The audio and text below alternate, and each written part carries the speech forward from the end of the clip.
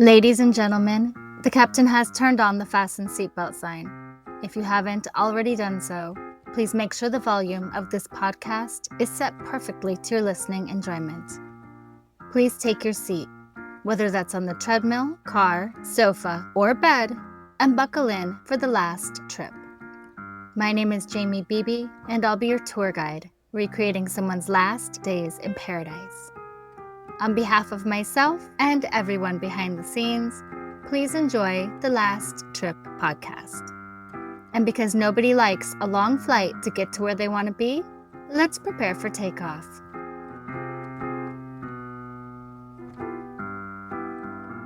He was young, ambitious, and heir to one of the most powerful families in American history. But Michael Rockefeller wasn't chasing money, politics, or prestige. He was chasing meaning, art, culture, a sense of connection that no trust fund could buy. In 1961, the 23-year-old Harvard graduate vanished off the coast of what is now Indonesia. Just moments after saying he thought he could make it to shore, he was never seen again. Officially, they say he drowned. But in the decades since, a darker theory has emerged. One that leads you deep into the swamps of New Guinea, into a culture misunderstood, and into the unsettling possibility that Michael didn't die in the water. He made it to land. And what happened next has haunted the Rockefeller legacy and captivated the world for over 60 years.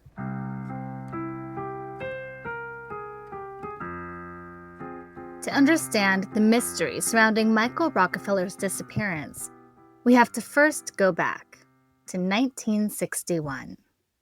The world was in the middle of a slow seismic shift, the kind you only recognize in hindsight, after the music changes, after the rules are rewritten, after the bodies have been counted. America stood on the edge of a new era.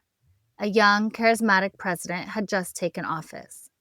John F. Kennedy, with his crisp suits and measured speech, brought with him a kind of optimism, an almost cinematic belief in the power of youth, ideas, and change. He called it a new frontier, and he delivered his now famous line, "Ask not what your country can do for you, ask what you can do for your country." And Americans were listening. In classrooms, coffee shops, and smoky jazz clubs, there was electricity in the air. The civil rights protests were gaining momentum, and freedom riders were putting their lives on the line in the segregated South. A new generation of women was beginning to question the tidy domestic scripts they'd been handed. In labs and launch pads, scientists were trying to put a man on the moon. The Cold War loomed large. In Berlin, barbed wire was being stretched across the city, a stark symbol of a world splitting into East and West. In Vietnam, the first American combat deaths signaled a war that would come to define a generation. It was a time of revolution, reinvention, and restlessness. But 1961 wasn't all politics and protest. On the radio, you'd hear Ben E. King singing "Stand By Me," and Dion crooning about "Runaround Sue." Kids were twisting to Chubby Checker in sock hops and sneaking off to drive-ins. The film West Side Story had just hit theaters, turning gang violence into a Broadway ballet. It was a time of contradiction, hope and tension, side by side. It was the kind of time that made some people want to change the world, and others, they wanted to get as far away from it as possible. While much of America was dressing for the future, gleaming space-age silhouettes, glassy skyscrapers, chrome-trimmed cars built like rockets, Michael Rockefeller was heading in the opposite direction. 9,000 miles in the opposite direction, to a remote stretch of land known as Netherlands, New Guinea. Today, we call it West Papua. To the Western imagination in 1961, it might as well have been the edge of the map. Jungle-covered, mountainous, and barely touched by colonial infrastructure. This was not a place you visited lightly. There were no highways, no supermarkets, clocks, or the hum of electricity. It was a place of heat and monsoon, where rivers coiled like snakes through thick mangrove swamps, where every footstep could lead to leeches or sinkholes, or worse. The terrain was so impenetrable that entire regions remained unmapped. Inland tribes lived with little to no contact with the outside world, carving their homes into limestone cliffs, hunting with handmade spears, following spiritual systems that predated Christianity by millennia. To explorers, journalists, missionaries, and anthropologists, New Guinea held the same strange allure that the Amazon once did. It was the last place, the final frontier. The place where modern man could look into the eyes of people who had never seen a mirror or a dollar bill. But with that allure came danger, and Michael knew it. Disease was rampant. Malaria, dengue, and parasitic infections were just the beginning. The weather could turn savage overnight, cutting off any escape. And then there were the cultural risks. Tribes who had good reason to distrust white men. But Michael wasn't coming as a conqueror. He was there to learn, to witness, to bring back stories that hadn't yet been told. He wasn't chasing gold or oil or glory. He was after art, specifically the ceremonial wood carvings of the Asmat people, an indigenous group known for their intricate shields, spirit poles, and ancestral carvings, which held up spiritual meaning in their culture. Each piece told a story of lineage, of loss, of revenge. Michael was fascinated, not just by the beauty of the work, but by the philosophy behind it. He believed that to understand a people, you had to understand their art. And to understand their art, you had to be there, live among them, listen, watch. And so, in October of 1961, that's exactly what he set out to do. With a borrowed camera, a notebook, and a few companions, he plunged into the jungle. He traveled by dugout canoe, slept in stilted huts, drank rainwater, watched rituals that few outsiders had ever seen. And somewhere along the way, something changed. The academic project became personal. Michael was no longer a Rockefeller playing anthropologist. He had crossed a threshold into another world. But 1 month later, he would disappear, leaving behind only whispers, a floating fuel can, and the mystery that's endured over 6 decades. The Missing Magnolias podcast tells the stories of the missing and murdered. Ultimately, these kids went into state custody and they never came out. Together with missing persons expert Dr. Michelle Janice, we uncover the real true crime experience. Every time we do another interview, I'm like, how do we find so many badass women? We hear from victims who turn their pain into something positive. We didn't find out till we were 11 or 12 years old that our mom was murdered. In Times Square, it said Mickey Shunick fought for her life. And experts who think outside the box to solve cases. I scour missing persons databases like NamUs to see if they're uploaded to that database. Subscribe to Missing Magnolias on Apple, Spotify, or wherever you get your podcasts today.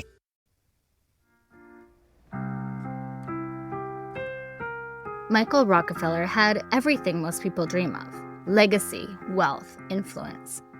His name opened doors at the highest levels of government and society. But before we can understand how Michael disappeared, we need to first understand who he was. Because Michael was not like most young men born into great American dynasties. He entered the world on May 18, 1938, the youngest child of Nelson Rockefeller, who at the time was already climbing his way toward political power as governor of New York, and later vice president of the United States. His mother, Mary Rockefeller, came from old Philadelphia society, elegant, refined, with deep roots in American privilege.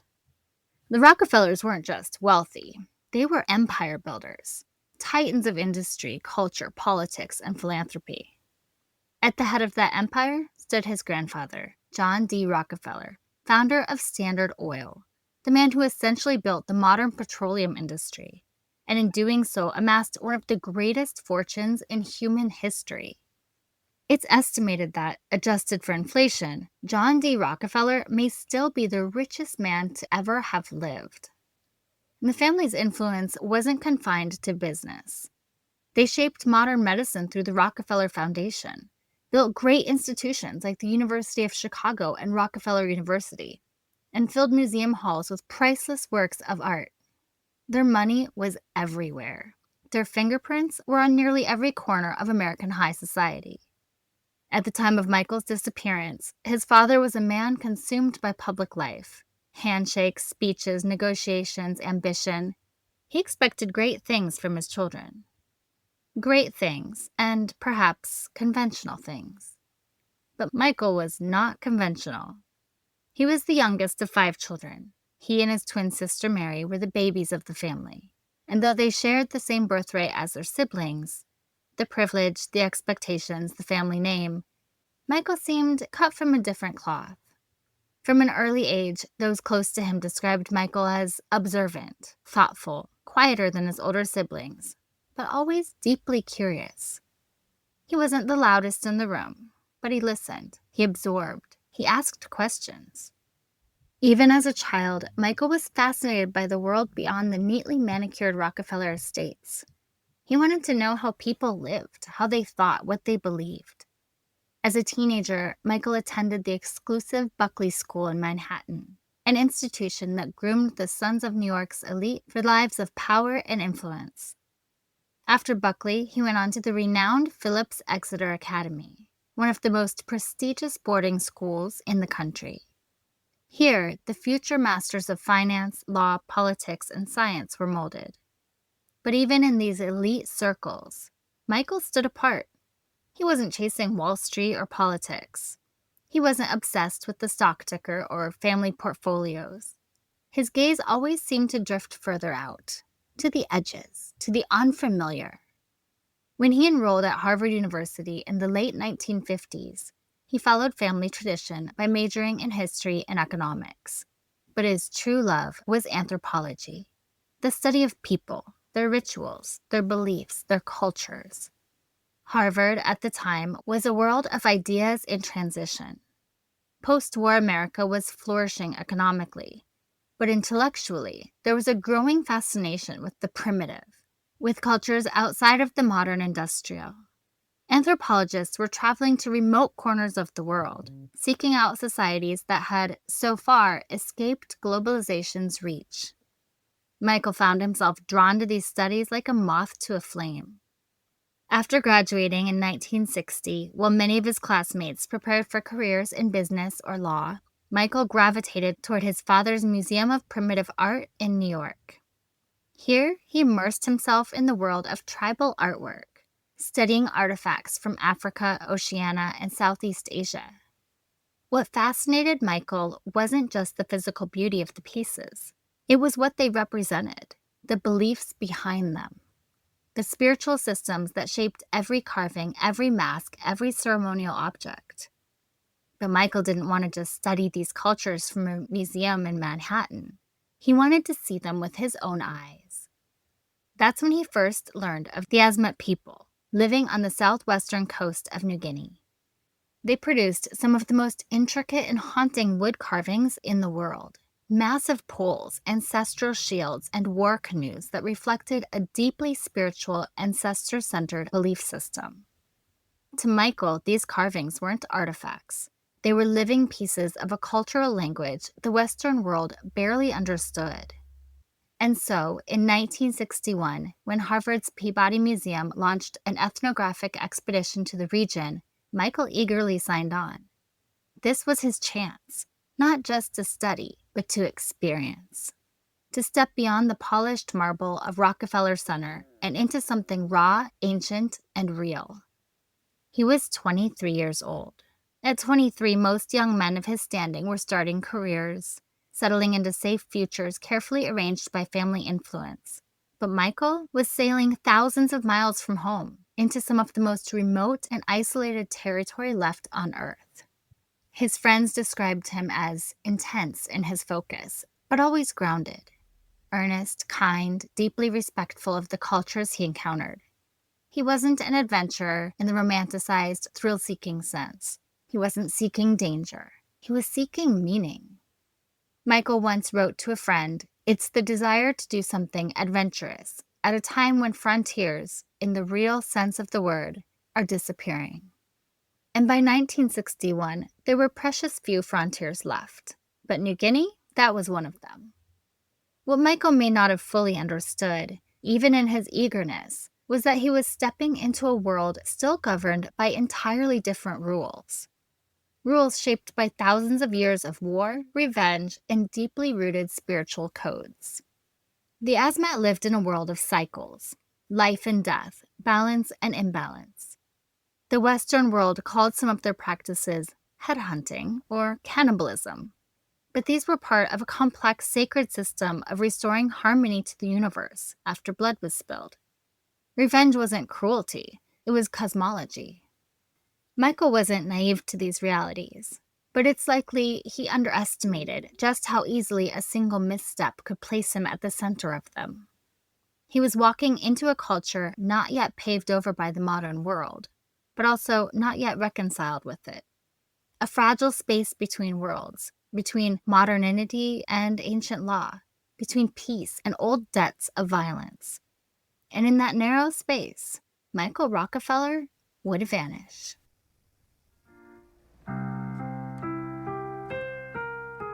By the fall of 1961, Michael had arrived at the far edge of the known world. He stepped off the boat in the Dutch-controlled territory of Netherlands, New Guinea, which was one of the last truly explored frontiers left on the planet. To the west, colonial officials in pressed uniforms still clung to the vestiges of European authority. To the east, dense rainforests, mangrove swamps, and untamed river deltas sprawled into mystery.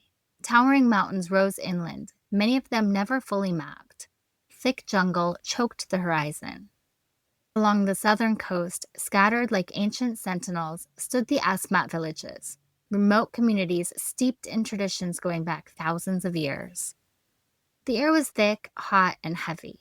Even for the seasoned Dutch administrator stationed here, the jungle seemed alive, swarming with insects filled with unseen dangers, crocodiles, deadly snakes, poisonous plants. But for Michael, this was not a place of fear. This was exactly what he had come for.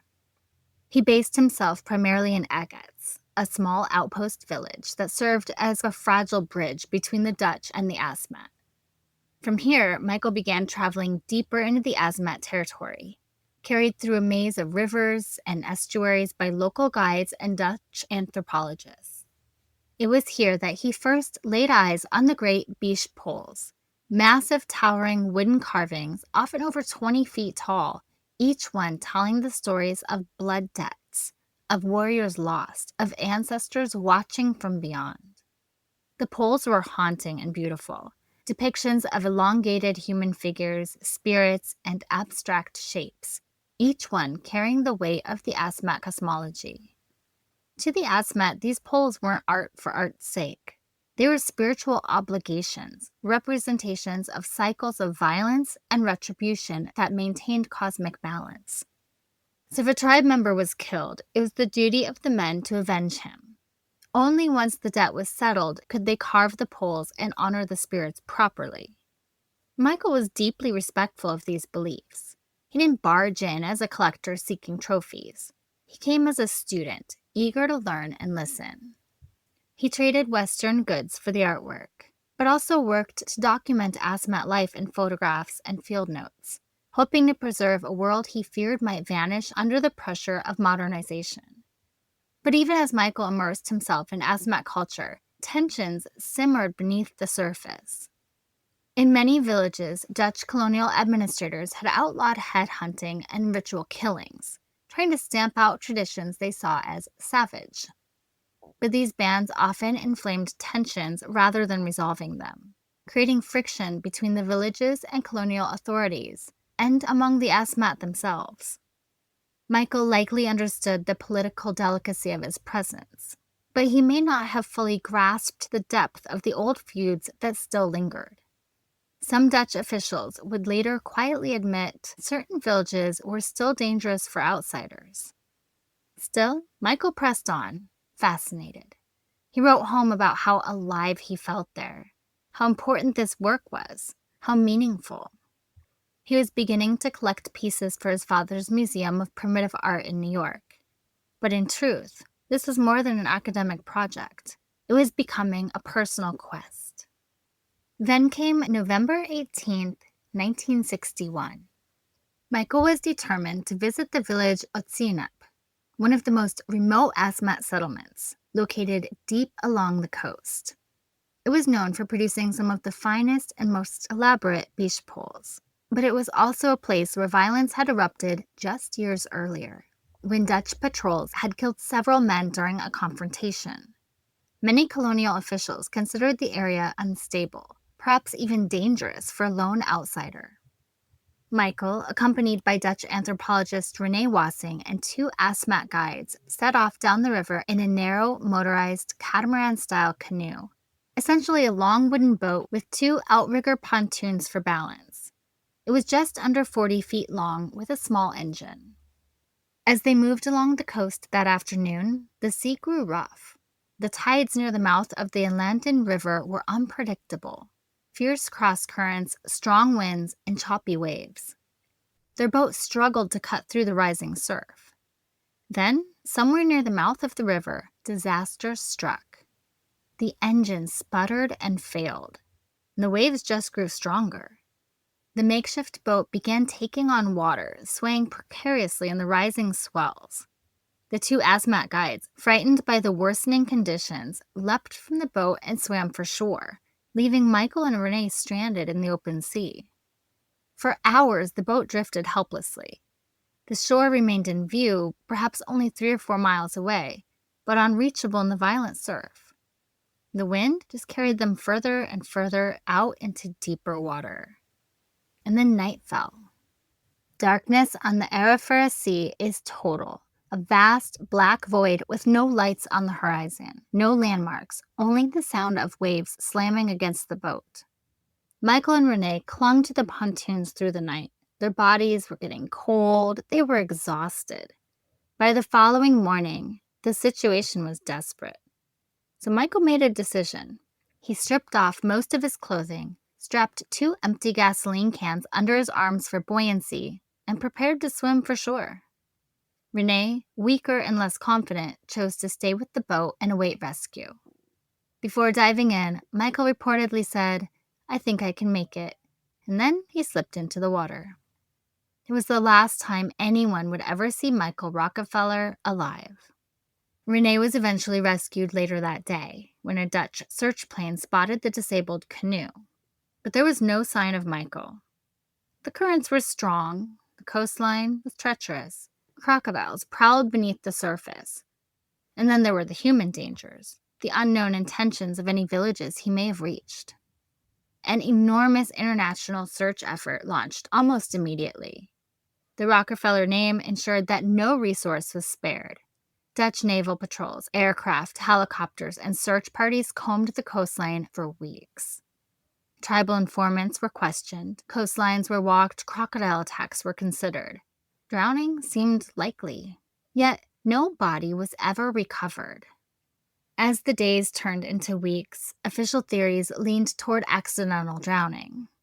The idea was simple. Exhausted, disoriented, Michael likely succumbed to the waves or the currents, his body lost to the sea. But back in the villages, whispers told a different story.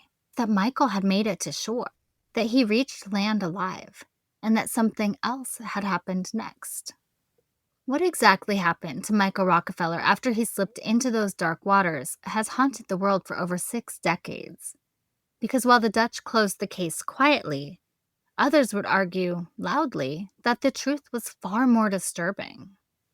So let's step inside those whispered rumors, the theories, the eyewitness accounts, and the chilling possibility that Michael Rockefeller's fate was not sealed by the sea, but by the ancient laws of men.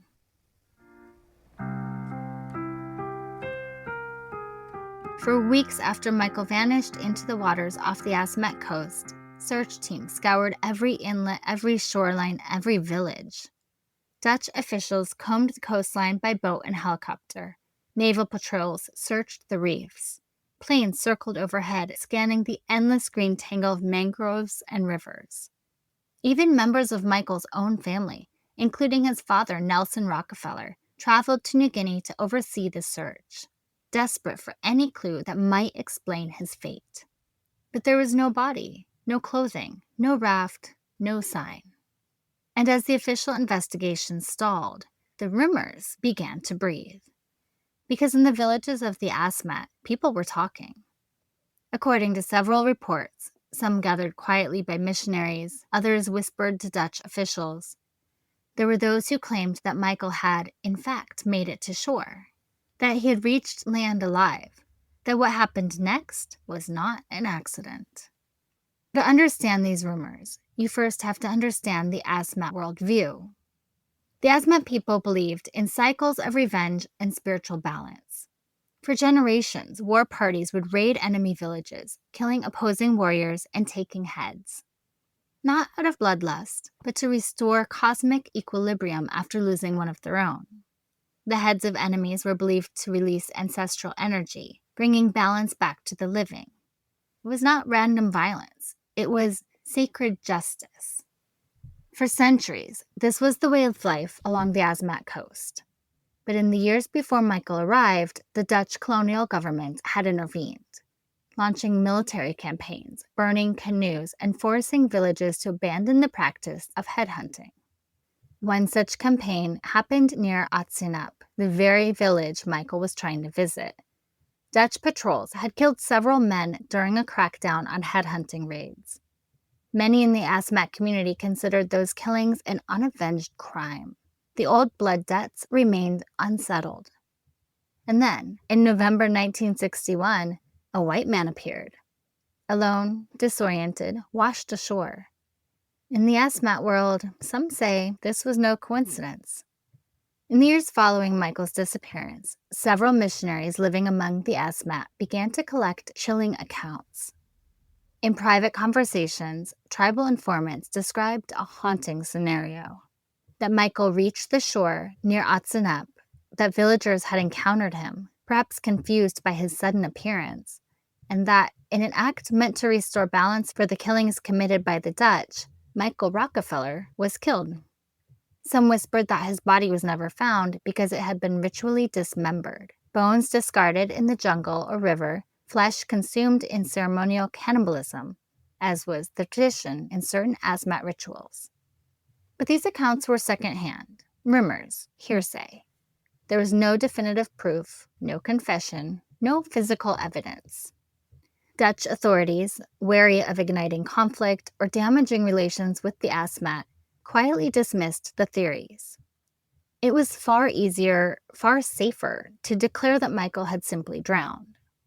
But the rumors would not die.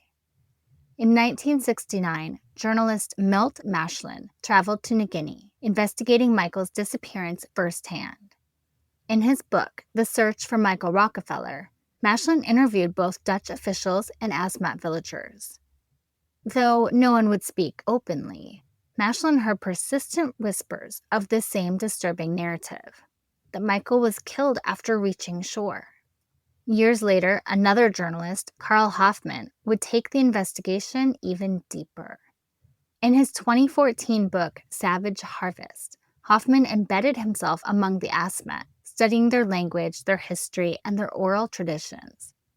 What he uncovered was hauntingly consistent with decades of rumors. That Michael had indeed reached shore near the village of Atsinap, and that he was captured and killed by a group of young men seeking to avenge their fathers and uncles killed by the Dutch several years earlier. That his death had been carried out not in anger, but in ritual obligation, an ancient sacred act of rebalancing the spiritual scales. According to Hoffman's sources, the villagers still remembered it. Some elders even hinted at it directly, careful, cautious, but chillingly precise in their recollections. One elderly man allegedly told him, "Don't you understand? The man came from the sea. We didn't know who he was. We had to do it." Even after all these years, the story remains shrouded in layers of mystery. There was never a confession, never a trial, never a definitive answer. The Rockefeller family, to this day, has publicly accepted the drowning theory. Perhaps out of grief, perhaps out of a quiet understanding that some truths may be too dark to confront.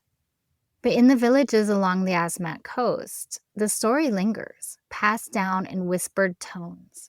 carried by men who still remember the day a white outsider drifted into their world and never left. And Michael Rockefeller's name remains one of the most haunting mysteries in modern history, not just because of how he may have died, but because of where. Because of what he was willing to risk in pursuit of understanding a world untouched by his own. And because, in the end, the line between curiosity and danger proved far thinner than he may have ever imagined. Michael's fate remains unsolved, officially at least. Drowned, killed, consumed, lost, or, as some romantics still wonder, somehow alive, choosing to vanish into the unknown. Each theory speaks to something deeper in us, our fear of the unknown, our fascination with cultures so unlike our own, our discomfort from how thin the boundary is between civilization and wilderness. Michael's story endures not because we lack answers, but because the answers themselves reflect something ancient. A clash of worlds, the final collision between Western exploration and an indigenous people living by their own ancient laws. An explorer seeking understanding and paying the ultimate price for stepping into a world governed by rules he could never fully belong to. In the end, Michael Rockefeller may have found the adventure he was seeking, though not in the way he ever imagined.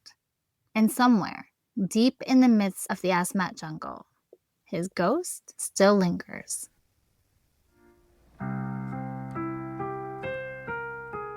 If you're the kind of traveler who dreams of stepping far beyond the ordinary, who craves landscapes untouched by time, and cultures still deeply connected to ancient traditions, then New Guinea holds a certain kind of magic. But make no mistake, this is not a destination for the casual tourist. It's for the curious, the respectful, and the prepared. Because while it offers some of the world's most breathtaking natural beauty, it also demands something from its visitors: humility, awareness, and an understanding that here, you are not in charge. The land is. New Guinea is the world's second largest island, split between two nations. On the eastern half lies the independent country of Papua New Guinea, often called PNG. On the western half, Indonesia's Papua and West Papua provinces, known as Dutch New Guinea during Michael Rockefeller's time. No matter which side you visit, you'll encounter a land of staggering diversity. Towering mountain ranges cut across the interior, cloaked in dense rainforests and mist that seem to swirl endlessly over the ridges. Rivers snake like shining ribbons through deep valleys, feeding into vast wetlands teeming with life. Along the coasts, mangroves give way to brilliant coral reefs, where the water flows turquoise beneath the tropical sun. And then there are the people. Over 1,000 distinct languages are spoken across New Guinea, more than any other place on Earth. Each village, each tribe often has its own customs, beliefs, and way of life. In the highlands, you'll find elaborate sing-sings, which are ceremonial gatherings filled with ornate headdresses, body paints, and traditional dances. Along the Sepik River, master woodcarvers raft intricate spirit houses. And in the south, along the Asmat, towering beach poles still rise like ancient guardians, carved in reverence to their ancestors. This is not a single culture. It's a mosaic of hundreds, layered over thousands of years. But the very thing that makes New Guinea so extraordinary also makes it demanding. This is not a destination where you simply book a flight, pack a swimsuit, and wing it. So if you're dreaming of journeying here, there are a few things you need to know. Start months in advance. You'll need proper visas, depending on which side you're visiting. Papua New Guinea has its own entry requirements. Indonesian Papua may require special travel permits beyond a standard visa, especially if you plan to travel beyond the main cities, like Jayapura. Work with a reputable travel company that specializes in New Guinea expeditions. Many areas, particularly in the interior and remote coasts, are inaccessible without guides who know the terrain, the languages, and the local customs. Now, logistics can be complex. Flights into tiny airstrips, river journeys by dugout canoe, or hours of travel by 4x4s over unpaved roads. The island is not simply exotic. These are living, breathing communities with rich traditions, many of which are sacred and private. Always ask permission before photographing people or sacred sites. Never assume you're welcome to observe ceremonies without invitation. Gifts, small items like betel nut, tobacco, or useful tools are often appreciated, but should be offered through your guide to ensure proper protocol. Most importantly, listen. Be curious, but not intrusive. The trust you build here is earned slowly, gently, through humility. And this isn't a place where you want to cut corners on medical prep. Consult a travel medicine clinic well in advance. You'll likely need vaccinations for hepatitis, typhoid, and yellow fever. Malaria is endemic in many regions, so anti-malarial medications are strongly advised. Mosquito repellent is absolutely essential. And don't forget to pack long-sleeve, lightweight clothing to protect yourself from bites. Drink only bottled or properly purified water. Food in remote areas may be simple: rice, tinned fish, tropical fruits, but avoid anything uncooked unless you're confident in its preparation. Hospitals in major cities like Port Moresby or Jayapura are limited. In remote areas, medical care may be virtually non-existent. Evacuation insurance is strongly recommended, and not the cheap kind. The land here is raw. Hiking into the highlands means navigating steep, muddy trails that turn into rivers during heavy rains. In lowland jungles, you'll face oppressive humidity, thick vegetation, and slippery ground. The wildlife is incredible, but demands caution.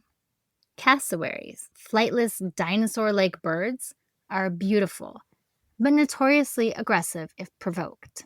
Crocodiles rule the rivers. Snakes, some which are highly venomous, move silently through the undergrowth. And you'll likely encounter all kinds of insects, from harmless beetles to disease-carrying mosquitoes and biting flies. Be prepared for minor injuries like cuts, scrapes, leeches, and always carry a well-stocked first aid kit. One of the great allures, and the very thing that drew Michael here, is the feeling that you've stepped off the map. And in many ways, you truly have. These are villages where outside visitors remain a rare and curious sight. There are valleys where modern maps remain incomplete. There are stories, old whispered stories, of spiritual forces, of ancestral spirits that still move through the forests and the rivers. You'll hear tales of Masalai, malevolent forest spirits, and Sanguma, those accused of witchcraft. Belief in the unseen is still very much alive here. You're entering a place where the boundary between the physical and spiritual worlds feels unusually thin. New Guinea is not easy. It was never meant to be. But for those who approach it with open eyes and respect, it offers something almost impossible to find anywhere else on Earth. A glimpse into the raw beating heart of a land that has resisted time itself. A chance to witness ways of life that have endured for millennia. And for some, the chance to lose oneself completely in the mystery. Just remember, here you are always a guest of the land and of its people. And it's they, not you, who sets the rules.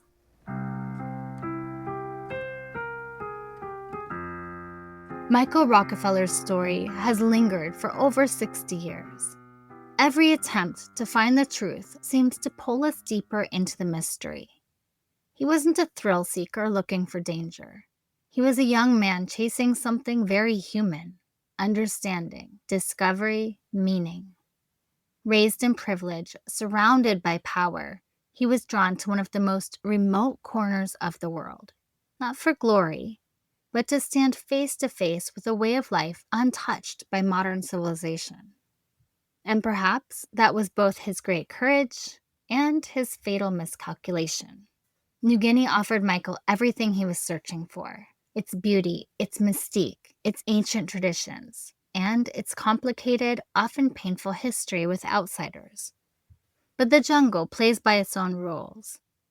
The ancient rhythms of the Asmat did not bend to the ideals of a well-intentioned young anthropologist.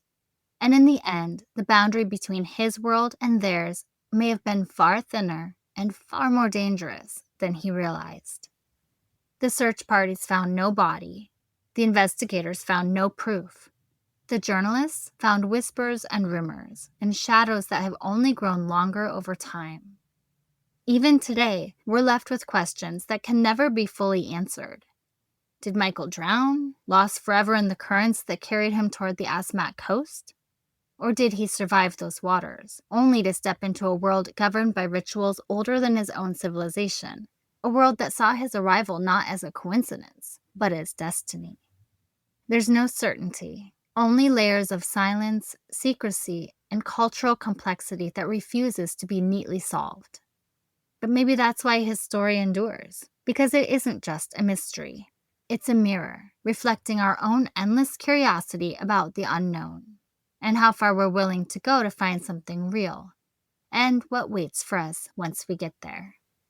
Michael Rockefeller vanished into the jungle in 1961, but his story never did.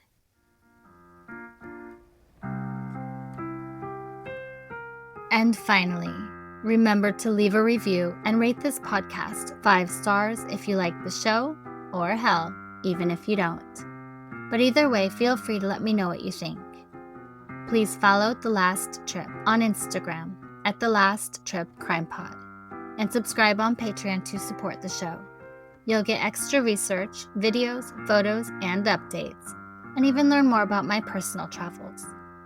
That's patreon.com/The Last Trip Podcast. I'm Jamie Beebe, bringing you your last trip and signing off until the next one. Thanks for listening.